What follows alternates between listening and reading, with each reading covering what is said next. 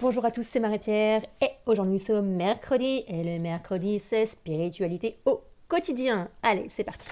Aujourd'hui je vais vous parler de marche en pleine conscience. C'est une pratique hyper simple et hyper puissante qui est hyper facile à mettre en place. Alors c'est sûr que si vous habitez en ville et qu'il n'y a pas un brin d'herbe, qu'il n'y a pas, y a pas un arbre, ça va être un petit peu plus compliqué, mais franchement je pense que vous pouvez vous débrouiller à trouver un petit parc, et même si vous ne trouvez pas de parc, promenez-vous dans la ville, c'est pas grave, ça le fait quand même.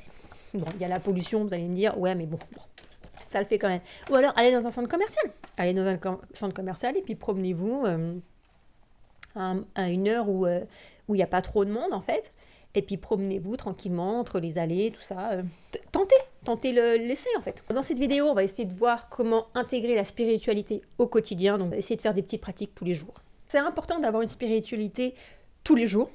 Alors, je ne vous dis pas de méditer pendant 1 heure. Moi, la méditation, je vais essayer ça, mais la méditation, ça me gave. Mais bon, on me dit qu'il faut faire de la méditation, donc je vais faire de la méditation. Je vais quand même essayer de tester ça demain, une vingtaine de minutes. Mais sinon, on va pas parler de méditation pendant 1 heure. Et en même temps, la marche consciente, c'est un peu une manière de méditer aussi. Après, moi, je faisais énormément de natation, donc là, j'ai plus de piscine près de chez moi. J'essaie des fois d'aller nager à la mer quand j'habitais au bord de la mer. Quand j'habitais près du lac, j'allais nager au lac, mais bon, l'hiver, c'est pas terrible. Mais avant, j'habitais à côté d'une piscine et j'allais nager tous les jours, et c'était extra en fait. Et pendant la natation, on peut méditer.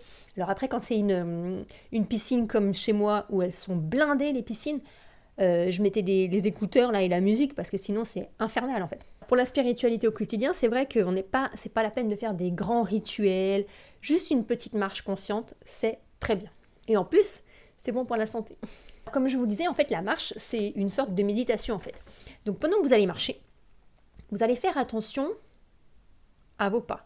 Vous allez réduire la cadence, faire attention à vos pas, comment vos pas y réagissent au sol, si vous marchez dans la forêt, si vous marchez dans un parc, si vous marchez sur du gravier. Écoutez, ressentez le mouvement. En même temps, respirez. L'air qui rentre dans vos poumons, hop, vous soufflez, respirez correctement, prenez le temps de respirer. Comme je disais, si vous êtes en ville, essayez de pas trop respirer quand vous traversez. Enfin, les odeurs de peau d'échappement, c'est vrai que c'est pas terrible. Faites attention à votre environnement. Donc regardez les arbres, regardez un rayon de soleil qui passe à travers les arbres, regardez un lac, regardez les petits oiseaux, etc. Ou alors, comme je disais, si vous vous promenez dans un centre commercial parce qu'il n'y a pas de nature auprès de vous, je sais pas, regardez une sculpture qu'il y a dans le centre commercial ou une œuvre d'art ou quelqu'un qui est en train de passer à la caisse, regardez une vendeuse qui est en train d'installer un nouveau vêtement sur un mannequin.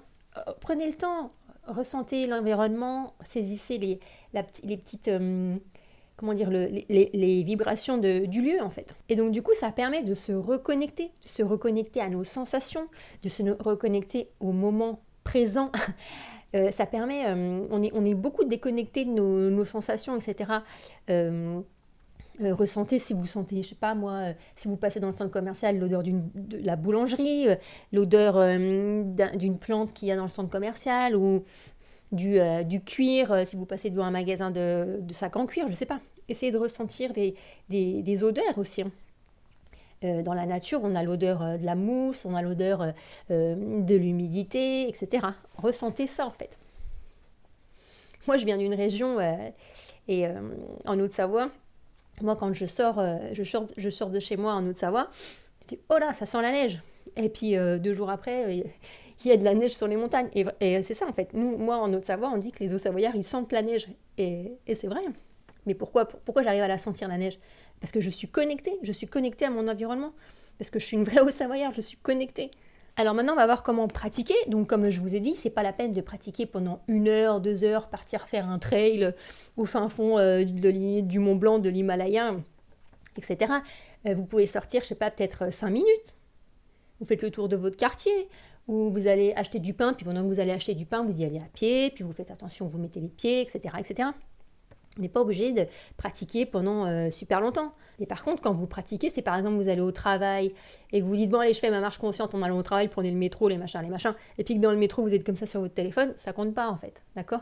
Il faut vraiment être conscient, regarder les gens, observer. L'autre jour je faisais une vidéo quand j'étais à la gare, je vous expliquais quelque chose qui se passait à la gare.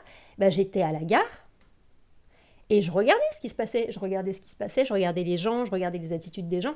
Ça c'est de la pleine conscience en fait. C'est de la méditation en même temps, j'observe ce qui se passe, etc. Et c'est vraiment ça, marcher lentement, c'est pas la peine de courir. Alors il y en a qui vont dire aussi, on peut courir en pleine conscience, c'est vrai. C'est quand vous allez vous faire votre footing, c'est une sorte aussi de méditation. Les gens quand ils disent, ah ouais quand je reviens du footing, j'ai fait une petite course et tout, quand je reviens de courir, oh j'ai l'esprit détendu, etc. Pourquoi? Parce que déjà ils ont fait du sport, ils se sont activés, ok c'est un fait. Mais en même temps, c'est parce qu'ils ont observé ce qui se passait à droite, à gauche. Ils ont fait attention quand ils traversaient la route, ils ont fait attention de ne pas trébucher sur une racine d'arbre, etc. C'est aussi une forme de méditation. Et il faut ressentir ses émotions, ressentir l'environnement. Et aussi, il faut observer. Observer comme un photographe. Et donc, sans transition, maintenant, nous allons passer à la contemplation. Donc, comme je vous disais, comme un photographe. Un photographe, en fait, moi, je sais, quand je vais me promener, je regarde tout. Toutes les moindres choses, les nuances de couleur du ciel, s'il y a des étoiles, etc. etc. J'observe, mais vraiment tout. J'écoute, j'entends énormément de choses, je vois énormément de choses, je contemple. Comme un photographe, il va avoir, on dit l'œil du photographe. Pourquoi? Parce que le photographe, il va être exercé à regarder partout, voir s'il n'y a pas une belle photo à faire.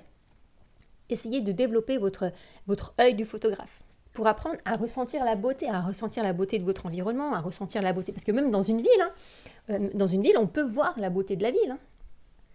Moi, par exemple, quand je me balade en ville, quand je visite une ville, par exemple, je suis là comme ça, waouh, j'en prends plein les yeux. Il y a des gens, l'autre jour, j'étais à Vienne, en Autriche. Je visitais Vienne, et à un moment donné, j'étais dans un château, alors je ne me rappelle plus comment il s'appelle celui-là. Bref, c'était en haut d'une colline et en fait, il fallait monter. En fait, ça serpentait comme ça et puis ça passait dans un espèce... Il y avait des arbres sur les côtés. C'était une colline, une montagne même. Il y avait des arbres sur les côtés, ça serpentait comme ça un chemin avec de la pelouse. Et on arrivait à un endroit, c'était un monument, je ne me rappelle plus comment il s'appelait. Et en fait, à un moment donné, quand tu redescends, tu as la vue sur tout Vienne. Et moi, je montais, donc on était plusieurs j'étais toute seule, mais il y avait plusieurs personnes qui montaient. Et en fait, à un moment donné, il y a un écureuil qui est sorti de la montagne, qui est sorti de la forêt, et qui a traversé comme ça dans la pelouse, et qui a traversé le chemin. Mais le chemin, il faisait, je sais pas, peut-être 5 mètres de large, c'était un truc énorme, mais c'était que pour les piétons. Et il a traversé le chemin, et hop, il est reparti dans l'herbe, et il est reparti. Et en fait, je suis sûre que je suis la seule à l'avoir vu. Et pourtant, on était une vingtaine à marcher, enfin une vingtaine, on n'était pas tant que ça, hein. Mais on était un paquet, quoi. Je suis sûre que je suis la seule à l'avoir vu. J'étais là, ah! Et puis j'ai regardé un peu la tête des gens pour voir s'ils avaient réagi. Les gens étaient là. Donc en fait, je me dis, mais en fait, les gens, ils voient rien, quoi. Alors, ressentir la beauté, ça peut nous reconnecter à notre essence naturelle. Parce que nous, à l'origine, on n'est pas des personnes qui devront travailler à un bureau 8 heures par jour, et puis après rentrer chez nous, puis après prendre le métro, puis nous, on est quand même à l'origine des animaux. Donc les animaux, ils font quoi? Les animaux, ils se connectent. Ils se connectent au danger, ils se connectent à... l'hiver va bientôt arriver, alors il faut faire des provisions. L'hiver va se terminer, donc c'est bon, c'est le moment de sortir un petit peu, machin. Enfin bref, les animaux, ils ressentent les saisons. Ils ressentent, voilà, alors c'est le moment maintenant de se reconnecter à nos sensations d'animal en fait, et à la beauté du monde, à notre spiritualité en fait. Les animaux, il n'y a rien de plus spirituel en fait. À part la spiritualité elle-même, évidemment. Et donc la 5e partie de cette vidéo, ce sont les bénéfices.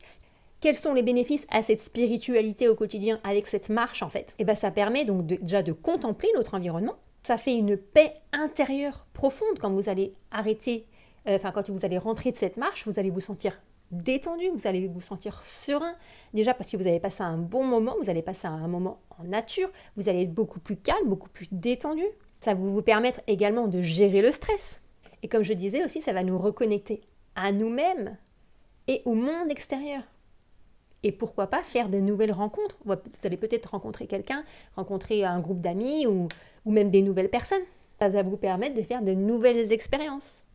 Par exemple, moi j'ai pris mon sac à dos un jour, je me suis dit, allez, j'y vais, je suis partie, et je suis partie 3 mois. Pourquoi pas? Alors pour conclure cette vidéo, franchement, essayez la marche en conscience. Vous allez voir, c'est pas compliqué. Et la spiritualité, c'est pas de temps en temps, c'est vraiment quelque chose qu'il faut vivre chaque jour. Et vous, comment vous intégrez la spiritualité au quotidien? Est-ce que vous faites des marches conscientes? Est-ce que vous avez déjà mis en place des activités quotidiennes de spiritualité? Qu'est-ce qui marche pour vous? Dites-le moi dans les commentaires, ça m'intéresse. Voilà, on arrive à la fin de cette vidéo. J'espère que vous avez aimé. Pensez à liker, à vous abonner, à commenter et à demain pour une prochaine vidéo. Ciao, ciao!